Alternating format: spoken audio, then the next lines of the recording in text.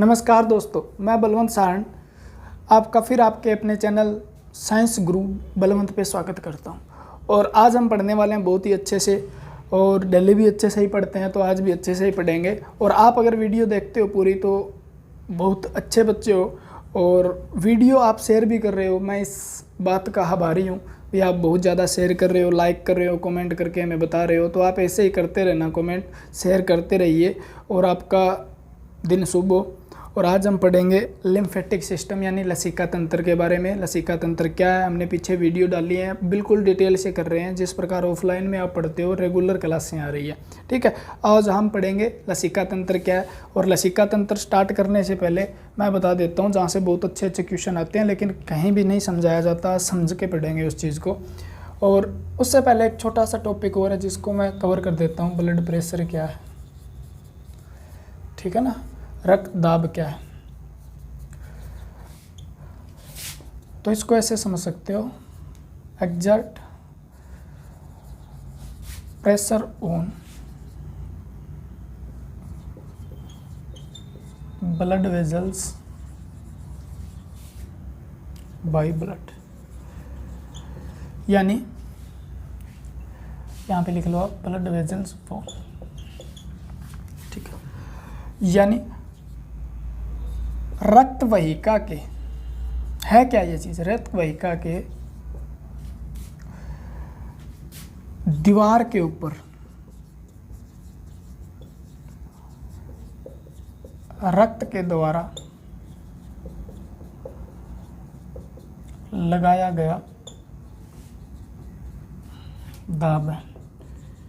ठीक है ना, यानी ब्लड प्रेशर है क्या, तो इस बात को ऐसे समझो आप, यानी ये ब्लड वेजल्स है और उसकी ये क्या है, ब्लड वेजल्स की वॉल है यानी दीवार है। ठीक है, और इसके अंदर ब्लड फ्लो करता है, फ्लो कर रहा है। ठीक है ना, यानी बह रहा है, इसमें रक्त बहता है। तो ये रक्त जब बहता है तो इन रक्त के द्वारा क्या किया जाता है, इस वाल पे कुछ ना कुछ प्रेशर डाला जाता है। क्या किया जाता है, प्रेशर डाला जाता है। वही प्रेशर जो इस वाल पे लगने वाला प्रेशर है ना, उसे हम क्या कहते हैं, ब्लड प्रेशर कहते हैं, रक्त दाब कहते हैं। ठीक है ना, यानी रक्त के द्वारा रक्त वाहिकाओं के दीवारों पर लगने वाला जो दाब है वो रक्त दाब कहलाता है। ये बात याद रखनी है हमें, रक्त दाब क्या है, तो दीवारों पर लगने वाला बल है। ठीक है, किसके द्वारा, रक्त के द्वारा। ठीक है, यहाँ से क्वेश्चन क्या बनते हैं, यहाँ से क्वेश्चन पहला बनता है, रक्त दाब है, रक्त दाब मापने की इकाई क्या है। ठीक है ना, इसकी यूनिट क्या है, रक्त दाब मापने की इकाई क्या है, याद रखना। दाब मापने की इकाई क्या है, पास्कल है। ठीक है, अलग अलग तरीके से मापा जाता है, लेकिन यहाँ पर जो मापते हैं ना वो किस में मापते हैं, मिलीमीटर पारा। एच जी सिंबल किसका होता है, पारे का होता है। ठीक है ना, यानी जिसे हम क्या बोलते हैं, मरकरी बोलते हैं, या आप क्या बोलते हो, पारा बोलते हो जिसे। ठीक है ना, मिलीमीटर।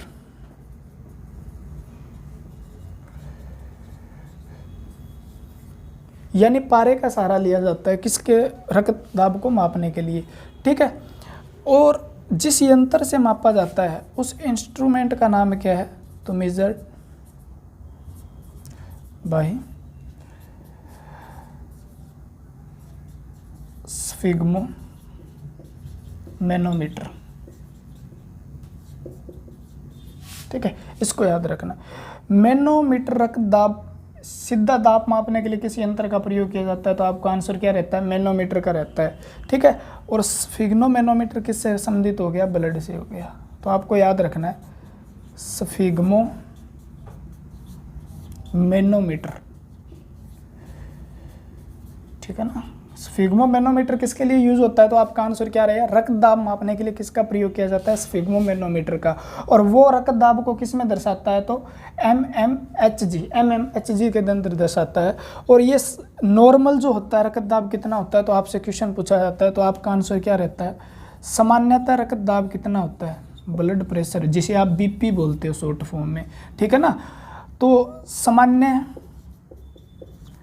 रक्त दाब कितना है, तो आपका आंसर रहता है जी 120/80 mmHg। ठीक है ना, यानी 120/80 mmHg, लेकिन आपका क्वेश्चन रहता है 120 और 80 के बीच होता होगा, लेकिन ये गलत, ठीक है ना, ये आप गलत सोचते हो। 120 अलग इंडिकेट करता है, 80 किसी और को इंडिकेट या रिप्रेजेंट करता है, यानी किसी और के लिए बताता है। तो आपको पहला क्वेश्चन याद रखना है, रक्त वाहिकाओं के दीवारों पर लगने वाला रक्त द्वारा क्या कहलाता है, दाब, रक्त दाब कहलाता है। दूसरा, इसकी इकाई क्या है, मोस्ट इंपॉर्टेंट है, इकाई क्या है रक्त दाब मापने के लिए, तो मिलीमीटर प्रति पारा। किस यंत्र या किस इंस्ट्रूमेंट द्वारा मापा जाता है, ठीक है ना, किस द्वारा मापा जाता है, तो आपका आंसर क्या रहेगा, स्फिगोमेनोमीटर। सामान्यतः रक्त दाब कितना होता है, 120/80 mmHg, यानी मिलीमीटर पारा होता है। क्लियर हुई बात क्या, ठीक है। अब थोड़ा सा इसको अच्छे से समझ लेते हैं। देखो यहाँ से क्वेश्चन और क्या बनते हैं। 120 क्या है, ठीक है, और 80 क्या है, ठीक है। पारा होता है, आपने देखा होगा, आपका एक हाथ होता है, उसके ऊपर इस प्रकार से एक पट्टी लगा दी जाती है, उसमें हवा भरी जाती है, और हवा भरने के बाद एक क्या होता है, मीटर होता है, जिसके अंदर इस प्रकार से क्या खांचे लगे होते हैं, वो दर्शाते हैं, यानी 120 दर्शाया आपको मिलीमीटर प्रति पारा। यानी जब पारा 1 मिलीमीटर चढ़ जाए ना तो 1 होता है, और 120 पर चला जाए ना, मिलीमीटर पे होता है, यानी 120 पे चला जाए तो 120 mmHg हो जाता है। क्लियर है बात। और इसके ऊपर आप में हवा भरी जाती है, और यहाँ से एक ब्रोंचियल आर्टरी होती है आपके हाथ में, क्या होती है, ब्रोंकियल आर्टरी होती है इस हाथ में, या उसको क्या कर दिया जाता है, इस प्रेशर के द्वारा क्लोज कर दिया जाता है, बंद कर दिया जाता है, यानी खून बहना इधर उसमें बंद हो जाता है जब ये हवा भरी जाती है, और तब उसका क्या किया जाता है, ब्लड प्रेशर मापा जाता है। आपने देखा भी होगा, ऐसे ऐसे करके वो बताता है भी बीपी इतना हो गया, तो वो हवा क्यों भरी जाती है, इस आर्टरी को बंद करने के लिए, जो क्या है, ब्रोंकी आर्टरी है, यानी आपके हाथ की आर्टरी हो जाए तो हाथ की धमनी होती है, उसको रोक दिया जाता है। और फिर वो कान में लगा क्या होता है, स्टेथोस्कोप, उसके द्वारा वो क्या करता है, इसकी धड़कन को सुनता है, क्योंकि हमारे जो धमनी है ना, उसके अंदर भी क्या हो रही होती है, कुछ ना कुछ वो कॉन्ट्रैक्शन रिलैक्सेशन हो रही होती है उसके साथ, ठीक है ना, वो संकुचित और शिथिलित हो रही होती है। ऐसे ऐसे आप हाथ लगा के देखो, इससे मापा जा सकता है। आप यहाँ से हाथ लगा के देखते हैं, डॉक्टर हमेशा देखना यहाँ पे, ठीक है, यहाँ से भी मापा जा सकता है,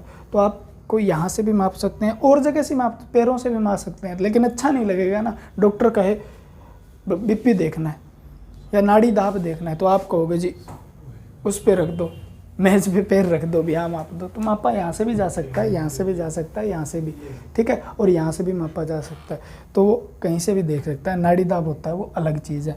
तो ये क्या है, ब्लड प्रेशर है। तो ब्लड प्रेशर क्या है, इसके बारे में जानना है हमें।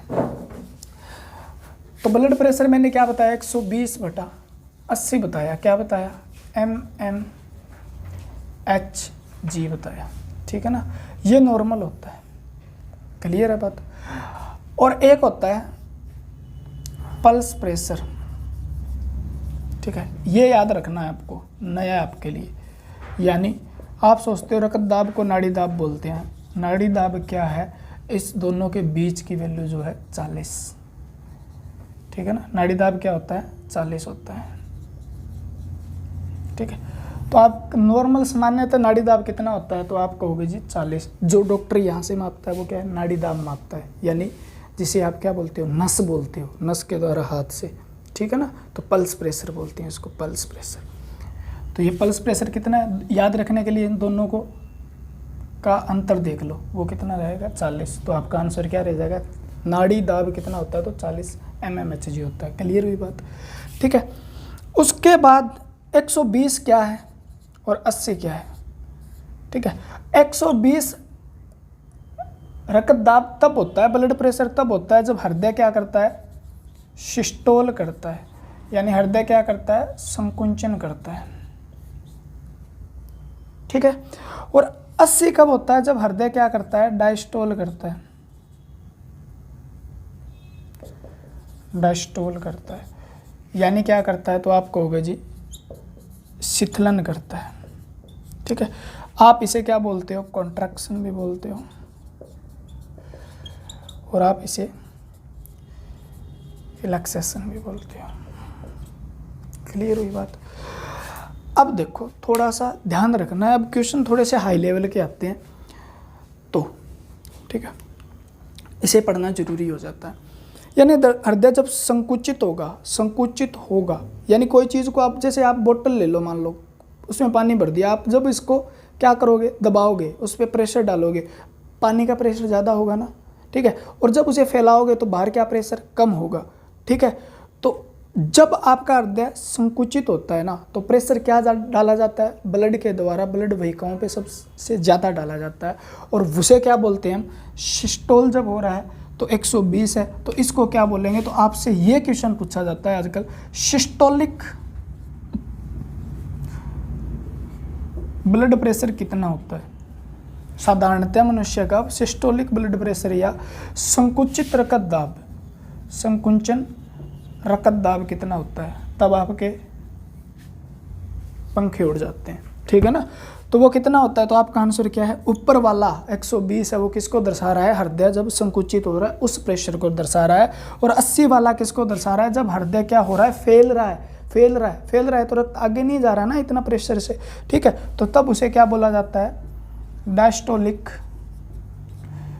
बीपी बोला जाता है। तो आपसे पूछेगा शिथिलन, सामान्यतः मनुष्य का शिथिलन रक्त दाब कितना है, तब आपका आंसर क्या रहना चाहिए, 80 होता है। क्या होता है, 80। और 120 कब होता है, जब हृदय संकुचित होता है, और 80 कब होता है, जब हृदय रिलैक्स होता है यानी फैलता है, ठीक है। और सबसे ज़्यादा रक्त दाब कहाँ पे होता है, तो आपको याद रखना है, मैक्सिमम ब्लड प्रेशर जो होता है वो होता है आपकी धमनियों पर। कहाँ पर होता है, धमनियों पर। और धमनी भी कौन सी, सबसे ज़्यादा जो होती है ना, अरोटा, जिसे अयोटा भी बोलते हो, ठीक है, धमनी, महाधमनी भी होता है। सबसे ज़्यादा मैक्सिमम जो प्रेशर होता है ना, ब्लड प्रेशर, वो कहाँ मिलेगा, महाधमनी पे मिलेगा, ठीक है। और अगर धमनियों और शिराओं में से पूछे तो किस में ज़्यादा है, धमनियों में ज़्यादा है, क्योंकि ये हृदय के नज़दीक, और रक्त पंप किस में हो रहा है, रक्त पंप किस में हो रहा है, तो आपका आंसर क्या है, महाधमनी में हो रहा है, तो पंप होगा वहीं पे ज़्यादा होगा ना। यानी आप ऐसे समझ लो, आपने पंप लगाया, पंप यानी मोटर लगाई कोई भी, और उसमें पानी निकालने की कोशिश कर रहे हो, तो प्रेशर जहाँ से पानी गिरेगा वहाँ कम होगा या जब मोटर के पास ज़्यादा होगा, तो आपका आंसर क्या रहेगा, मोटर के पास ज़्यादा होगा। तो उसी प्रकार हृदय के पास कौन सी धमनी है, महाधमनी है, तो सबसे ज़्यादा प्रेशर किस पे होना चाहिए, महाधमनी पे होना चाहिए। बात क्लियर हुई, ठीक है ना, समझ के करो। 120 80। अब दो बात और आती है यहाँ से, सिस्टोलिक और डायस्टोलिक याद रखना है हमें, ठीक है ना। वो कितना है, डायस्टोलिक 80 है, सिस्टोलिक 120 है सामान्यतः। अगर ये ब्लड प्रेशर बढ़ जाए या घट जाए तो उसे क्या कहते हैं, ये क्वेश्चन पूछा जाता है। अगर ब्लड प्रेशर 120 था हमारा सामान्यतः, और ये हो जाता है 140, ठीक है, ये था 80 और ये हो जाता है आपका 90, ठीक है, तो इसे क्या बोलते हो आप, इस रिजल्ट को आप बोलोगे, क्या बोलोगे, high blood pressure, high BP बोलते हो आप जिसे, या उच्च रक्तचाप बोलते हो आप, ठीक है, हाई ब्लड प्रेशर, ठीक है। यहाँ से एक क्वेश्चन और मस्त बनेगा, देखो, अगर ये 120 था और ये कितना था सामान्यतः 100, और ये हो जाए आपका 100, और ये लगभग कितना हो जाए, 60 हो जाए, तो यानी ये ब्लड क्या हो गया, जो सामान्य था उससे ब्लड प्रेशर क्या हो गया, कम हो गया, तो आप कहोगे जी इसे बोलते हैं लो ब्लड प्रेशर, लो बीपी बोलते हो आप जिसे, ठीक है ना, निम्न रक्त दाब बोलते हो आप, निम्न रक्त दाब, ठीक है। यानी लो ब्लड प्रेशर की वैल्यू कितनी है, इस कितने से कम हो जाए तो हम कह सकते हैं अभी निम्न रक्त दाब होता है, तो इससे 100/60, यानी सिस्टोलिक जो 100 हो जाए, डायस्टोलिक 60 हो जाए तो हम निम्न रक्त दाब कहेंगे। अगर वो 140 सिस्टोलिक हो जाए और डायस्टोलिक 90 हो जाए तो इसे हम क्या कहेंगे, उच्च रक्त दाब कहेंगे, ठीक है। और ये जो होने का कारण है ना, आपसे क्वेश्चन पूछा जाता है, दोनों ही होने का कारण सबसे ज़्यादा क्या है, आपकी टेंशन है, यानी आपकी चिंता होती है। रक्त दाब का मेन कारण क्या है, तो मेन कारण जो है ना वो क्या है, मेन कोज जो है, यानी मुख्य कारण जो है वो आपकी टेंशन है, चिंता। आप जितनी ज़्यादा चिंताएं करते हो उतने ज़्यादा आपके शरीर के अंदर क्या होगा, बीपी अप लो होता रहेगा। यानी आपको टेंशन नहीं लेनी है। डॉक्टर आपको गांव में आके भी कहता है जब आपकी बीपी बढ़ जाती है, घट जाती है, तो आप टेंशन न लिया करो, यही बात कहता है। तो वहाँ से याद रखना है, सबसे मुख्य कारण जो है वो क्या है, चिंता है, ठीक है ना, क्या है, टेंशन है आपकी, ठीक है। तो इस टेंशन से हमें ये याद रखना है, अगर कुछ ज़्यादा हो जाए तो हम कहते हैं ना हाइपर मत हो भाई, ठीक है ना। यानी हाइपर का मतलब होता है ज़्यादा, ठीक है ना। हाइपर सिक्रेशन सुना होगा आपने, ज़्यादा अति सतरावण सुना होगा जब आप हार्मोन वगैरह पढ़ते हो, ठीक है ना। तो हाइपर का मतलब ज़्यादा, टेंशन, पीछे टेंशन आपकी चिंता जोड़ दो, यानी हाइपर टेंशन किसे कहा जाता है, तो आपको आंसर देना है जी, हाई ब्लड प्रेशर को कहा जाता है। यानी टेंशन और हाइपर हो गई ज़्यादा, यानी मैं लॉजिक बता रहा हूँ, यहाँ टेंशन ज़्यादा होने से हाइपर टेंशन का कोई लिंक नहीं है। होता किसके कारण है, आपसे क्वेश्चन पूछा गया है, बहुत बार रिपीट हुआ क्वेश्चन है, रक्तचाप का कारण क्या है, तो आपका आंसर क्या रहेगा, चिंता, ठीक है ना, चिंता रहेगा। यानी आपकी चिंता जो है वो है, ठीक है ना। और आप चिंता मत किया करो, क्योंकि चिंता चिता के समान होती है और चिंता चिंतन से जाती है, ठीक है ना, दिमाग खराब करने से नहीं जाती। तो आप चिंतन करो और अपने एग्ज़ाम क्लियर करो, सबसे अच्छी बात। अगर कम हो गया, कम को बोलते हैं हाइपो।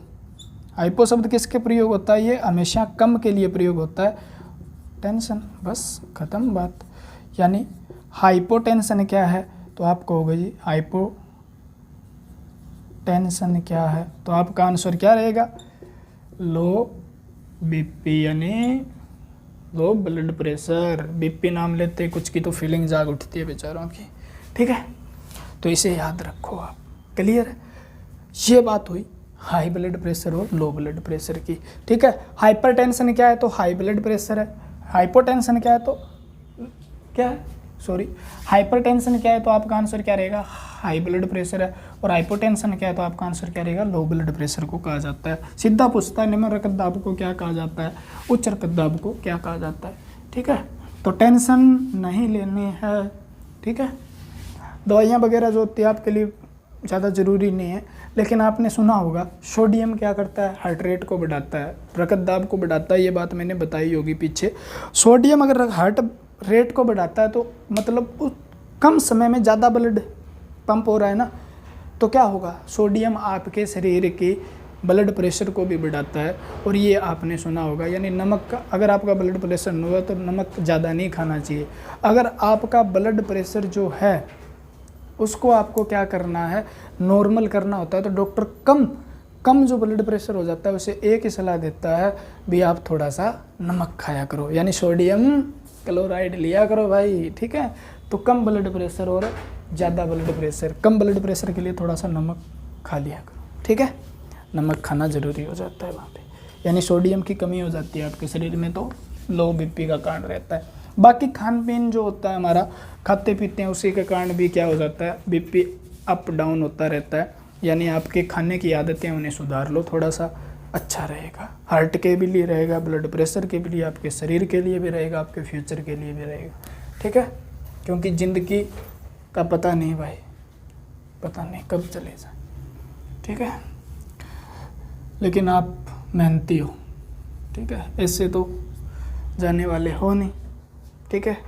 भी किसी स्ट्रेस टेंशन में आके आप ऐसा कुछ कर लो जो आपके घर वाले ने कभी नहीं सोचा, तो आपको वैसा कुछ नहीं करना है, कभी भी आप करोगे नहीं, क्योंकि आप ज़्यादातर गवर्नमेंट स्कूल में पढ़ने वाले हो, ठीक है। अब बात आती है हमारी बहुत ही अच्छे चैप्टर की, जिसका नाम है लिम्फेटिक सिस्टम। वाह जी वाह, ये चैप्टर आपको जल्दी से नहीं मिलेगा यूट्यूब पे, क्वेश्चन बहुत आते हैं यहाँ से, ठीक है ना। लसिका तंत्र क्या है, लसिका तंत्र, तो आप लसिका के बारे में इस प्रकार से समझ सकते हो, लसिका क्या है, ठीक है ना। तो आप ऐसे समझो, इसको समझना ज़रूरी है, समझने के बाद सब कुछ क्लियर हो जाता है मेरे दोस्तों। मैंने एक बात बताई आपको कहीं पीछे, मैंने इसे कहा धमनी, जिसका नाम क्या था, आर्टरी, और ये आगे रक्त को लेके जाती है कहीं, और ये भी कहीं, ठीक है ना। और मैंने ये बना दिया गोला, ये बना दिया मान लो, ठीक है। ऐसे मैंने ऐसे ऐसे ऐसे समझने के लिए बता रहा हूँ। अब यहाँ पे क्या है, आपके टिश्यू हैं, ये शरीर का आपका कोई अंग मान लो, जहाँ पे ये क्या है, उत्तक है, और उत्तकों के बीच कुछ ना कुछ क्या होगा, स्पेस होगा, जिसे क्या बोलेंगे, इंटरस्टिशियल स्पेस बोलते हैं, या उत्तक अवकाश भी बोल देते हैं। ठीक है, ये क्या है, तो आपके टिश्यू हैं, याद रखना, उत्तक है। ठीक है, सारी बातें यहाँ क्लियर करा दूंगा, इस चैप्टर को ख़त्म ही कर दूंगा। ठीक है ना। और इसके अंदर बह रहा है ब्लड, टक टक टक टक टक टक करके, ये आपका ब्लड है, ये आपका ब्लड है, ये भी आपका ब्लड है, ये ब्लड है। क्या बात है, ब्लड ब्लड हो रहा है हर जगह। ठीक है, और जो धमनी से आगे होती है उनका नाम होता है केशिकाएं, याद रख लेना, केशिकाएं। सबसे छोटी रक्त वाहिकाएं होती है ये कैपिलरीज। ठीक है ना, कैपिलरी बोलते हैं जिनको, केशिकाएं। यानी धमनियां किसमें, छोटे छोटे छोटे छोटे, इतने छोटे भी 1 मिलीमीटर का हजारों हिस्सा तक छोटी होती है, इनका व्यास होता है। देखो, जो आपको दिखाई भी नहीं देगी अच्छे से, सूक्ष्म दृष्टि से नहीं देखोगी तो। इनसे बह रहा है ब्लड, ये ब्लड आया इधर से, ऐसे ऐसे करता। अब कोशिकाओं तक, क्योंकि हमारे शरीर के अंदर पाया जाता है क्लोज सर्कुलेटरी सिस्टम, बंद परिसंचरण तंत्र, जिसके अंदर क्या होता है, रक्त वाहिकाओं के अंदर ही बहता है, रक्त वाहिकाओं से बाहर नहीं जाता। ठीक है ना, यानी एक दूसरी रक्त वाहिका दूसरे से जुड़ी होती है। इस प्रकार से मैं मान लो हृदय हूँ, ये धमनी है, ये धमनी इधर से रक्त लेके आएगी और केशिकाओं से होते होते यहाँ से होते वापस मेरे हृदय में चला जाएगा। यानी मैं हृदय मान लो, ये केशिक धमनी है और ये क्या है, सीरा है। तो यानी ये क्या है, बीच वाली फिर उंगलियाँ, ये केशिकाएं, और इसके बीच में जो मिलेगा ना, इन बीच में मिलेगा जो खाली जगह में, वो क्या मिलेंगे, उत्तक मिलेंगे। यानी किसी भी अंग को के टच में सीधा सेल के रक्त नहीं आता। ठीक है, इसे बोलते हैं हम क्लोज सर्कुलेटरी सिस्टम, बंद परिसंचरण तंत्र पाया जाता है हमारे अंदर। एक होता है खुला, जो किसी मोलस्क और ऑर्थोपोडा संघ में पाया जाता है, लेकिन हम में क्या पाया जाता है, बंद परिसंचरण तंत्र। तो बंद, तो रक्त वाहिकाओं से होते होते, तो ये क्या है जी, फिर सीरा है। ये क्या है, सीरा, यानी आपकी वेन है। ठीक है, इस बात को इससे समझ लो। अब इस टिश्यू तक रक्त के अंदर ऑक्सीजन थी, कैसे जाएगी भाई, इस टिश्यू तक उसके रक्त के अंदर ग्लूकोज था, कैसे जाए, क्यों, रक्त तो बाहर आ ही नहीं रहा। क्लियर हो रही है ना बात। ग्लूकोज था, वो कैसे जाएगा, आपकी आंत में था, आंत से आप लीवर ने उठाया, लीवर से फिर रक्त में डाला, रक्त ने क्या किया, हर कोशिकाओं तक पहुंचाया। तो रक्त ने कोशिकाओं तक पहुंचाया, लेकिन ये तो आप कह रहे हो सर बाहर ही नहीं जाती, तो बाहर नहीं जाती, लेकिन टिश्यू तक सब कुछ जाएगा, ऑक्सीजन भी जाएगा, इससे कार्बन डाइऑक्साइड उत्पन्न होती है, वो बाहर भी जाएगी, इससे यूरिया, अमोनिया, ठीक है, क्रिएटिन वगैरह जो वेस्टेज बन रहे हैं हमारे शरीर में, जो व्यर्थ पदार्थ बन रहे हैं, वो भी क्या जाएंगे, बाहर जाएंगे। ठीक है ना, तो इससे बाहर भी जाना है और इससे कुछ लेना भी है और इसे कुछ देना भी है इस टिश्यू को। तो कैसे देगा, तो यहाँ से क्या होगा, कुछ प्लाज्मा निकल जाएगा, कुछ प्लाज्मा। ठीक है ना, कुछ प्लाज्मा इन कैपिलरीज से क्या हो जाएगा, लीक हो जाएगा, बाहर निकल जाएगा, छन जाएगा कुछ। ठीक है, और वो प्लाज्मा कहाँ फैल जाएगा, फिर इनके बीच में जो जगह है वहाँ पर, इनके बीच में जो जगह है वहाँ पर इस प्रकार से फैल जाएगा। यानी टिश्यू के जिस जगह पाई जाती है टिश्यू के बीच में, वहाँ पर फैल जाएगा इस प्रकार से। ठीक है, ये फैल गया भाई। ठीक है, और ये क्या है, टिश्यू, ये भी टिश्यू, ये टिश्यू, ये टिश्यू, और टिश्यू के अंदर क्या है, यानी सेल है। क्लियर हुई बात क्या, ये इनके बीच में ऐसे लगा लो आप। ठीक है, अब जो लीक हुआ है ना, जो रक्त से लीक हुआ है, वो क्या कहलाएगा, तो इनके बीच में जो द्रव आ जाता है ना, प्लाज्मा, वो क्या कहलाता है, इंटरस्टिशियल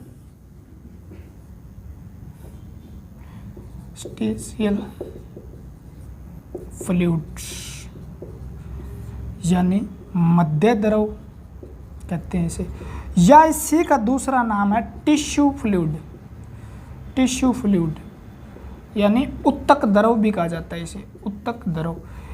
आपसे पहला क्वेश्चन बनता है, पहला क्वेश्चन, ऊतकों के बीच में जो स्पेस होता है उसके अंदर पाए जाने वाले द्रव को क्या बोलते हैं, तो इंटरस्टिशियल फ्लूइड बोला जाता है। इंग्लिश वाला शब्द आएगा हिंदी में, क्योंकि मध्य द्रव तो नहीं आएगा, इंटरस्टिशियल द्रव आएगा, इसी प्रकार लिखा आएगा।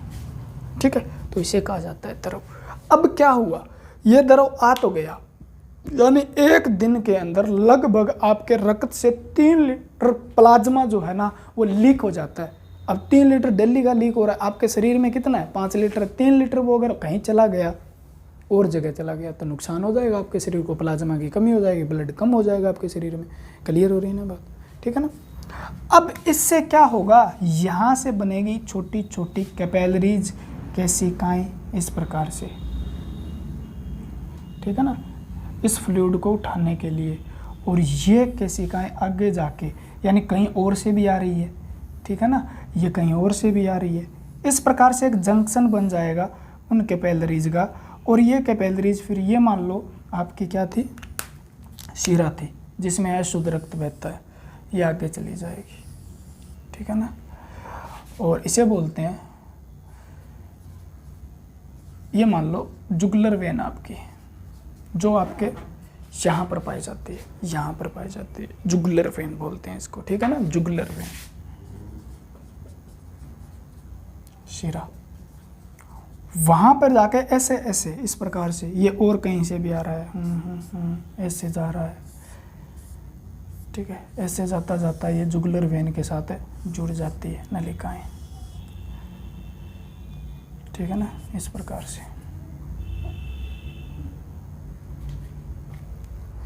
ठीक है।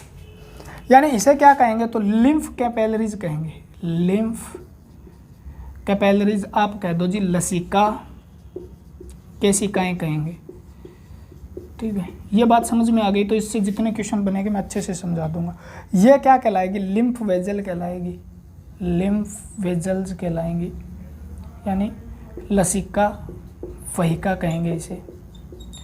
और लसिका वहिका जहाँ पर जुड़ जाती है ना, कई लसिकाएं जो वेजल्स हैं, लसिका वहिकाएं जो है वो जुड़ जाती है, उसे बोलते हैं हम लिम्फ नोड, लिम्फ नोड। यानी लिम्फ नोड को क्या बोलेंगे हिंदी में, लसिका गांठ, ठीक है ना, बहुत अच्छी भूमिका निभाती है, लसिका गांठ बोलेंगे, ठीक है। और ये भी लसिका गांठ है, लिम्फ नोड है, और ये भी लिम्फ नोड है, ठीक है। और यहाँ पर जाके ये क्या आगे वेन के अंदर वापस क्या गिरा देगी, इस लसिका को डाल देगी, ठीक है। और इधर से रक्त आ रहा था, ठीक है, और इसके साथ वापस मिल जाएगी। क्लियर हो रहा है इस बात को। यानी आपसे एक क्वेश्चन पूछा जाता है, लसिका द्रव किसकी ओर बहता है, तो शरीर से हृदय की ओर केवल, यानी हृदय से शरीर की ओर नहीं बहते लसिका। लसिका क्या बहती है, शरीर से हृदय की ओर, ठीक है ना। और अब ये जो टिश्यू फ्लूइड था ना, वो इस कैपिलरी के अंदर घुस जाएगा, और इस टिश्यू फ्लूइड का नाम हो जाएगा फिर लिम्फ फ्लूइड, या लिम्फ फ्लूइड, या लसिका द्रव। यहाँ तक नजर आ रहा है क्या, नजर आ रहा है क्या यहाँ तक, आपको तो आ रहा है कैमरे में, ठीक है। ये नाम नजर आ रहा है, क्लियर है क्या, ठीक है। तो इसे बोलते हैं लसिका द्रव। अब बात आ जाती है, ये चैप्टर तो खत्म हो गया अगर आपने समझ लिया तो, ठीक है ना। दोबारा एक बार फिर आपका दिमाग खा लेता हूँ मैं। धमनियों से रक्त आता है, रक्त कैपिलरी में जाता है, लेकिन वहाँ से कुछ चीज़ें आनी जानी होती है, हमें कुछ बाहर भी करना होता है, कुछ अंदर भी लेके आना होता है, ठीक है ना। तो वहाँ से कुछ फ्लूइड लीक हो जाता है, यानी जो प्लाज्मा है वो क्या हो जाता है कि रक्त वाहिकाओं से निकलकर बाहर चला जाता है, उसे हम बोलते हैं इंटरस्टिशियल फ्लूइड, यानी उत्तक द्रव बोलते हैं। उत्तक के जो स्थान होता है बीच में, उसके अंदर पाया जाता है, ठीक है ना। उसके बाद जब वो क्या है, रक्त लिम्फ वाहिका में या लसिका जो नलिका है उसके अंदर घुस जाता है ना, उसे बोल देते हैं हम लसिका द्रव, ठीक है ना। यहाँ पर इसे इंटरस्टिशियल फ्लूइड बोलते हैं, यहाँ पर इसे लसिका द्रव बोलेंगे, ठीक है ना। और लसिका द्रव आगे कैसी, लिम्फ वेजल के माध्यम से लिम्फ नोड से जुड़ जाते हैं, ठीक है। और ये फिर आगे जाके किससे जुड़ जाती है, एक जुगुलर वेन होती है, दोनों तरफ यहाँ भी मिलेगी यहाँ मिलेगी, उससे जुड़ जाते हैं। और ये फाइनली किस में पहुँच जाता है फिर, हार्ट में। और दोबारा रक्त में मिलकर क्या होता है, फिर पंप होता है, फिर ऐसे ही होता है, यानी हार्ट फिर धमनियों में भेजता है, फिर ये लीक होता है, फिर जाता है, फिर लीक होता है। तो यहाँ से तो ब्लड तो यहाँ से बह रहा होता है, ये क्या है, ब्लड वेजल्स हैं, याद रखना, वेन है, जिसका नाम क्या है, अशुद्ध रक्त को लेके जा रही है, वेन है। ठीक है, इस बात को आपने अगर क्लियर कर लिया तो यहाँ से सारे क्वेश्चन कंप्लीट हो जाते हैं, आपका कुछ नहीं बचता।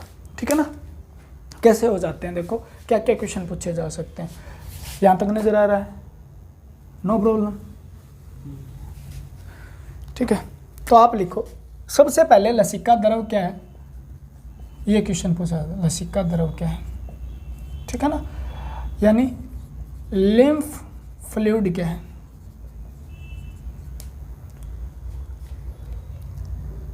तो आप कहोगे जी है क्या ये, तो ये है तो मैंने बता दिया, समझा दिया, आप अच्छे से लिख सकते हो। नहीं, लसिका द्रव कुछ नहीं है, वो प्लाज्मा ही है।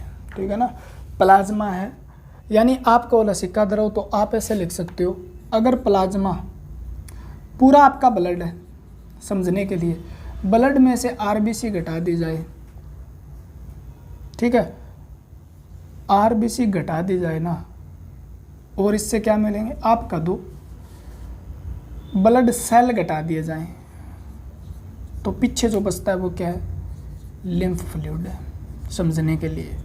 यानी लसिका द्रव है, वो क्या है, वो लसिका द्रव। यानी आप ये बात याद रखना, उसके अंदर रक्त सेल नहीं पाए जाते, रक्त कोशिकाएं नहीं पाई जाती, किसको छोड़ के, सिर्फ और सिर्फ इसके अंदर क्या मिलेगी, WBC मिलेगी। और WBC के अंदर भी कौन सी मिलेगी, तो लिम्फोसाइट मिलेगी, और उसी के नाम पे पड़ा है लिम्फ नाम। ठीक है ना, लिम्फोसाइट, लिम्फ। तो ये बात क्लियर हुई। यानी लसिका द्रव क्या है, तो आप थोड़ा सा सोच के समझ के इसका आंसर दे देना।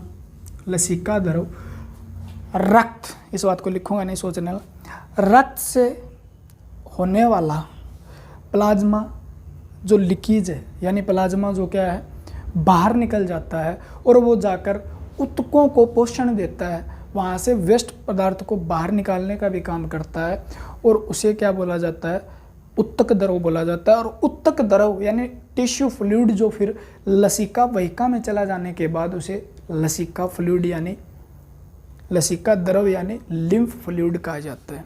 ठीक है ना, वो क्या है, फ्लूइड है। ठीक है, तो अब क्वेश्चन क्या बनते हैं यहाँ से, यानी ऊतकों के बीच में बहने वाला द्रव क्या कहलाता है, तो आपका आंसर पता है आपको, इंटरस्टिशियल फ्लूइड होता है। अरे वही होता है ना, आपको कभी चोट लग गई और आपकी ऊपर वाली चमड़ी उतर जाती है, ठीक है ना, ऊपर वाली आपकी चमड़ी उतर जाती है, और उस चमड़ी के उतरने पर आपको खून तो नहीं आता लेकिन पानी सा नजर आता है, वही तो क्या है, लसिका ही तो है। ठीक है ना, जो पानी सा नजर आएगा वो क्या है, लसिका तो है। इसका रंग कैसा होता है, तो इसका रंग होता है जी येलो, ठीक, थोड़ा सा पीला होता है। ठीक है ना,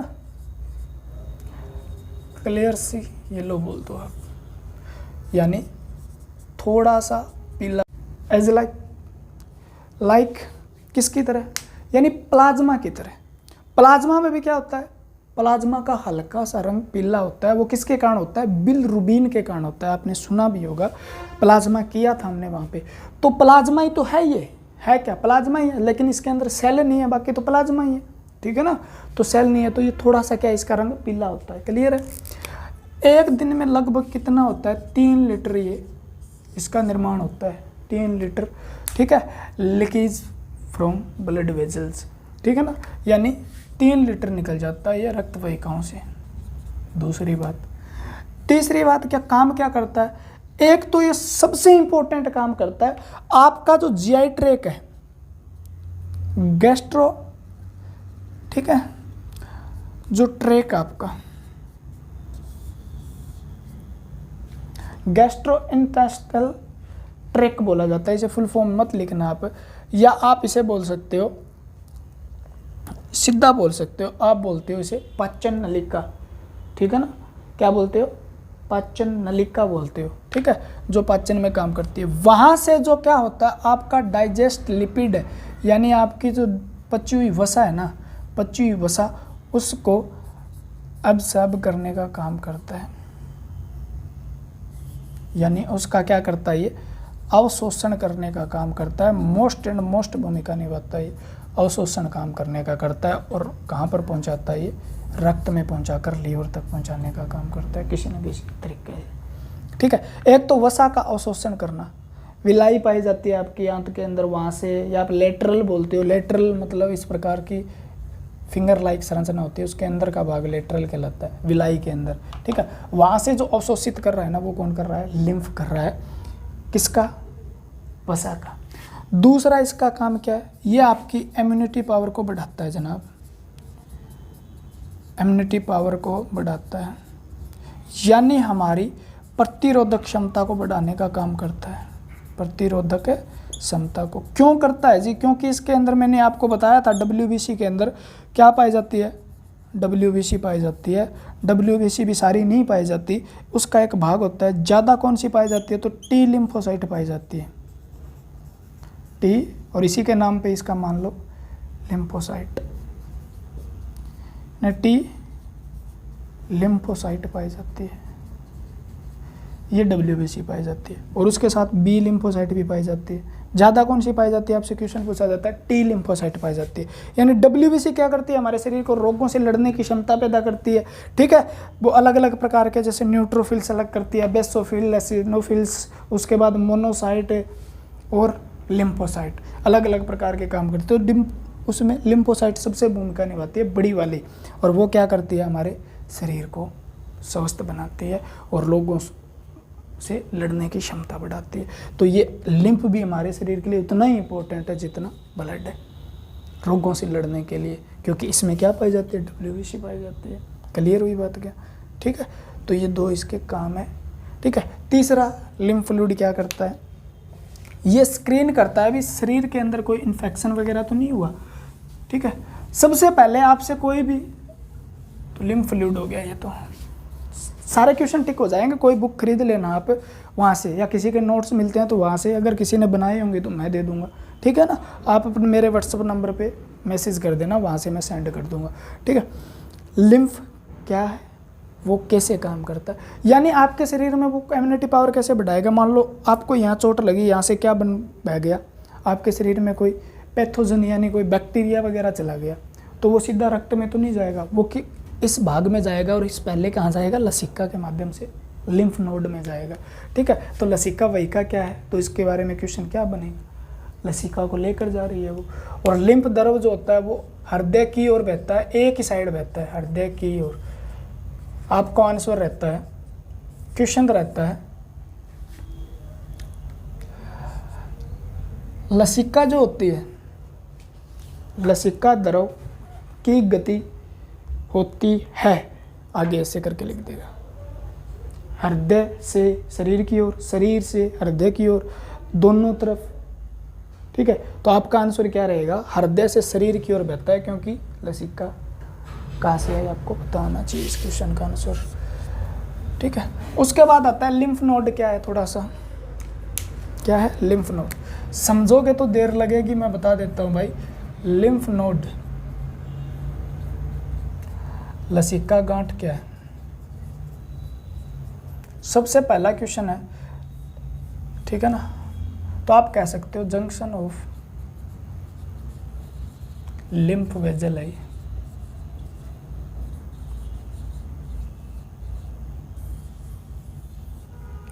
ठीक है ना, जहां पर लसिका वहिकाएं जुड़ती है, वहाँ पे एक गांठ सी बनती है, जिसे क्या बोलते हैं हम? लसिका वहिका बोलते हैं, लसिका गांठ बोलते हैं, लिम्फ नोड बोलते हैं। क्लियर? और ये लगभग शरीर में अप्रोक्सीमेट कितनी पाई जाती है? तो 600 पाई जाती हैं। कितनी पाई जाती हैं? 600। शरीर में आपके एक लिम्फ गांठ, आपने देखा होगा छोटी छोटी गांठें मिलती है, आप यहाँ पे हाथ लगा के महसूस कर सकते हो। ठीक है, यहाँ पे हाथ लगा के महसूस कर सकते हो, आप यहाँ पे आके महसूस कर सकते हो, यहाँ पे गांठें मिलेगी आपको। ठीक है, उधर भी चेहरे में भी होती है। उसके बाद आप यहाँ पे भी हाथ लगा के महसूस कर सकते हो, गांठें होती है। डॉक्टर, जब भी आप डॉक्टर के पास जाते हो, डॉक्टर ऐसे करके देखता है। क्यों देखता है? वो लसिका गांठ को देखता है आपके। ठीक है ना, जिसका नाम अलग है मैं बता दूंगा, यहाँ की अलग है, बाकी को लसिका गांठ कहा जाता है। ठीक है, ऐसे ऐसे करके देखेगा, ऐसे ऐसे करके देखेगा। ठीक है, तो वो क्या देख रहा है? कुछ ना कुछ देख रहा है। तो ये क्या काम करती है लसिका गांठ? तो इसके अंदर पाए जाते हैं आपके T लिम्फोसाइट, और बी लिम्फोसाइट।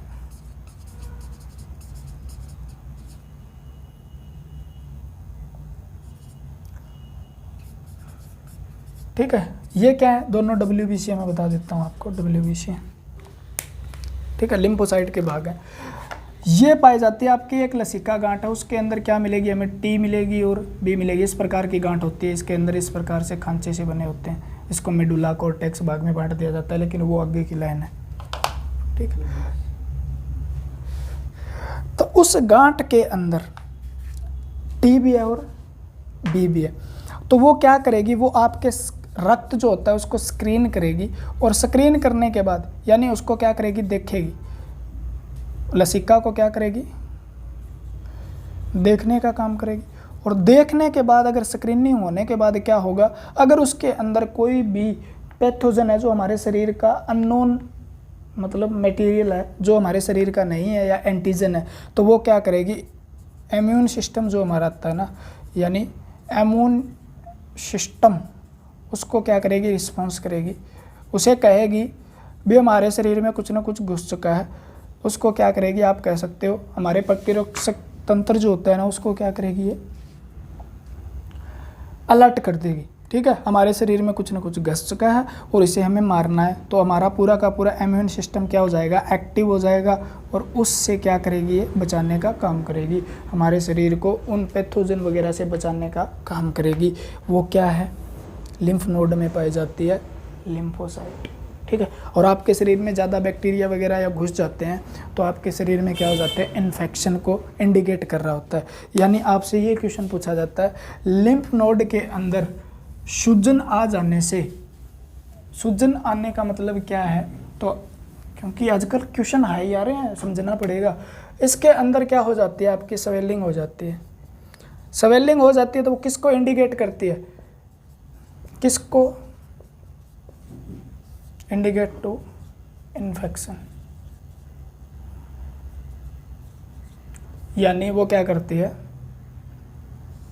संक्रमण को बताने का काम करती है। ठीक है, अगर उसमें क्या आ जाए, सूजन आ जाए। ठीक है, तो डॉक्टर तभी देखता है ऐसे ऐसे भी कोई सूजन तो नहीं है, यानी सूजन है तो वो क्या कहेगा, एंटीबायोटिक दे देगा भी आपके शरीर में कोई ना कोई इन्फेक्शन है, ब्लड इन्फेक्शन है, ये बोल देता है। ठीक है ना, तो ब्लड इन्फेक्शन के अंदर हमें पता चल जाता है भी क्या है, वो थोड़ी सी सूज जाती है, यहाँ से गांठें थोड़ी बड़ी हो जाती है यहाँ से। ठीक है, और जो हमारे यहाँ पर पाई जाती है ना, फायरिक्स रीजन के पास पाई जाती है, यानी ग्रसनी के पास पाई जाती है, यहाँ पर उन्हें बोलते हैं हम टॉन्सिल। अरे शब्द सुना हुआ नज़र लग रहा होगा, क्या बोलते हैं, टॉन्सिल। ठीक है ना, टॉन्सिल।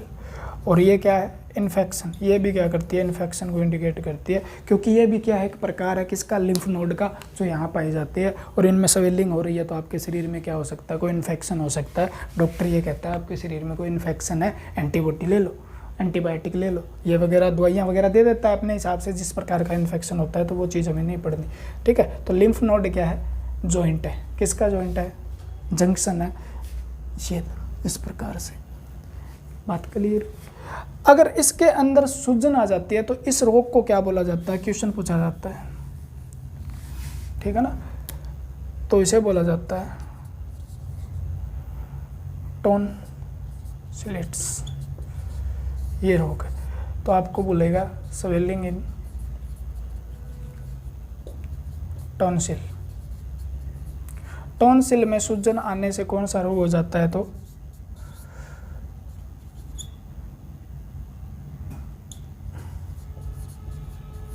ये रोग हो जाता है। ठीक है, बात क्लियर हुई। ये बात क्लियर हो जाती है तो आपको ये भी समझना होता है, समझने वाली बातें हैं, क्वेश्चन कहीं से भी कर लेना, आप किताबों में बहुत लिखे मिलते हैं। ठीक है, लिम्फ नोड के बाद लिम्फ हो गया, मोस्ट ऑफ हो गया आपका। ठीक है, एक क्वेश्चन आपसे ये पूछा जा सकता है, लिम्फोडेमा क्या है, लिम्फोडेमा क्या है, और लिम्फोमा क्या है, ये रोग है इनसे रिलेटेड। लिम्फोमा क्या है, ठीक है, और लिम्फोडेमा क्या है।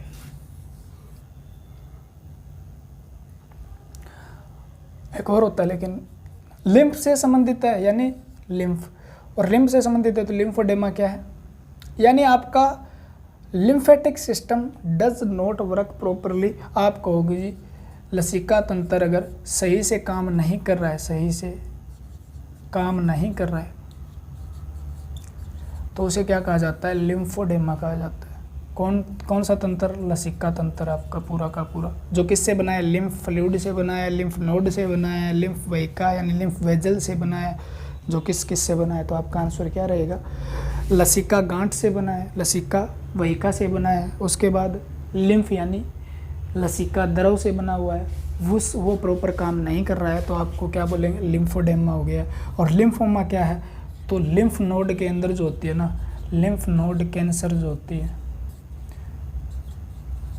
उसे कहा जाता है। लिम्फ नोड के अंदर कैंसर होना स्टार्ट हो जाता है, उसे क्या बोला जाता है, तो क्या बोलेंगे, लिम्फोमा बोलेंगे, ठीक है ना। लिम्फोमा क्या है, कैंसर का एक प्रकार है, टाइप है, अलग अलग प्रकार की कैंसर होती है। कैंसर पर एक पूरा लेक्चर ठोक देंगे, आप टेंशन मत लेना, ज्ञान बहुत मिलेगा और साथ साथ में नौकरी भी लगना है, तो ज्ञान के साथ साथ नौकरी भी चाहिए आपको, ठीक है। ये वाला सिस्टम आप पढ़ के जाना, ठीक है। यहाँ से जितने भी क्वेश्चन मैंने बताए, बाकी क्वेश्चन मैं जब करवाऊँगा, जो क्वेश्चन आए थे उनके साथ साथ में और डिस्कस कर लेंगे, क्लियर होगा। लिम्फ का रंग कैसा है, पीला होता है, ठीक है ना। लिम्फ का रंग कैसा होता है, पीला होता है, ठीक है। और लिम्फ हमेशा बॉडी टू हार्ट फॉलो करता है, यानी शरीर से रक्त की ओर, हृदय की ओर बहता है, ठीक है ना। यानी ड्रेन आउट कर देती है, मतलब क्या कर देती है, ये यहाँ से ड्रेन आउट हो गए और कहाँ चला जाता है, लिम्फ नोड। यहाँ से स्क्रीनिंग होता है, इसे चेक सेंटर भी बोलते हैं। यहाँ पे चेक होगा ब्लड आपका सही तो है, इन्फेक्शन तो नहीं है इसके अंदर कोई भी अलग अलग प्रकार के। अगर इन्फेक्शन हुआ तो क्या होगा, शरीर को इंडिकेट करेगा अब आपके शरीर में इन्फेक्शन है। हमारा प्रतिरोधक क्षमता वाला जो तंत्र है ना, इम्यून सिस्टम, वो तैयार हो जाएगा, वो लड़ने के लिए रोगों से, ठीक है। और उसके बाद ये क्या चला जाएगा, स्क्रीनिंग होने के बाद इसके क्या चला जाएगा, चेक सेंटर से होके फाइनली ये किस में डल जाता है, फाइनली ड्रेन आउट किस में हो जाता है, तो आप कहोगे जी वेन के अंदर होता है। वेन कौन सी होती है, जुगुलर वेन होती है। तो यहाँ पे भी लिम्फ नोड है, यहाँ पे अलग अलग प्रकार के लिम्फ नोड पाए जाते हैं। तो आपसे मैं यही कहना चाहता हूँ, इस प्रकार से समझे। अगर आपको समझ में आया और पूरा मज़ा आया भी लिम्फ क्या है, तो आप एक बार लाइक कर दीजिए, सब्सक्राइब कर दीजिए, ठीक है। और आपका प्यार बनाए रखिए, हम आपके प्यार के मोहताज हैं, ठीक है। और आज के लिए हम विदा लेते हैं, तो जय हिंद, ठीक है। आपको भी सलाम कर